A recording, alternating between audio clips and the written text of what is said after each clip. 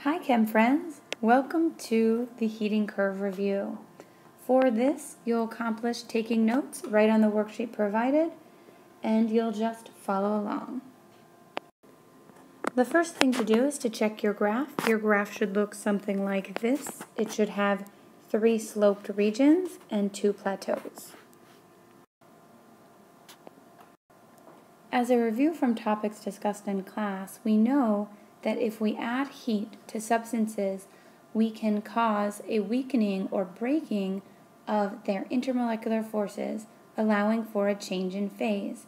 Remember that solids have very strong intermolecular forces, liquids have intermediate intermolecular forces, and gases have no intermolecular forces.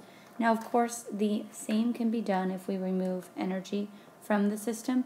We can condense the phase. Now we're going to look at a heating curve, very similar to the one in which you graphed on your worksheet, and we're going to label it. For purposes of this worksheet, please add the labels for points A through F. For purposes of this video, please complete this chart as we go along and discuss the heating curve. So on this heating curve, we're starting at the lowest temperature for a phase of matter, and we're slowly adding heat at a constant rate, like putting an ice cube in a pan on a stove. You'll see that we begin here with our solid state. And what happens is our solid slowly warms up until it approaches its melting point. So on a heating curve, the first plateau, if we start in the solid state, is the melting point. Once we arrive at our melting point, we will have both the solid and liquid states present, and our liquid state is unable to increase in temperature until all the solid is melted. That should make sense. If you have a glass of ice water, the water will not get any warmer until all the ice has melted. Once our phase change is complete, we'll have all of our solid has melted. We can begin to warm our liquid. Our liquid warms until it gets to a point in which it will begin to boil. So the second plateau on a heating curve that starts in the solid phase is always the boiling point. Here, the story is very similar to that of melting, in that as our steam is forming, it will not increase in temperature until all the liquid has evaporated and turned to steam. And finally, as we continue adding heat to our substance after it is completely evaporated, then our gas can increase in temperature. So here it is all looking very neat, labeling the phases that are present and the process that is happening. Now, of course, in our picture, we are representing a heating curve as we are applying heat at a constant rate, but this can be drawn in reverse as a cooling curve. So notice that the positions of the freezing point on a cooling curve will be the same as melting on a heating curve, and condensation is the same as vaporization. Please take a moment to pause the video so that you can copy the corresponding data table for the graph on your worksheet.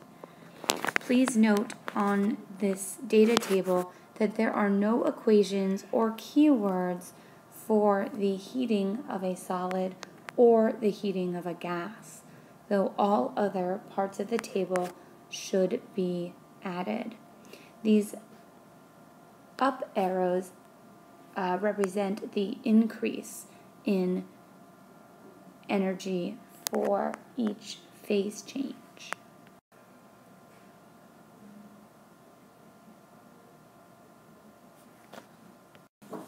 Some important points to notice from this data table is that during the heating or cooling of a substance, only one energy, kinetic or potential, change at a time.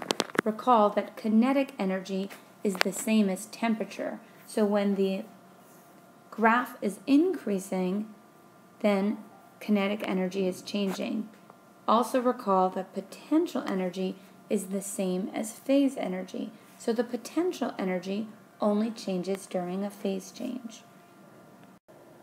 We will talk more about the equations and keywords for solving equations to calculate the heat added in a system in our next class. For now, just make sure that your data table is complete with this information so that we do not have to spend class time for you to copy this into your notes.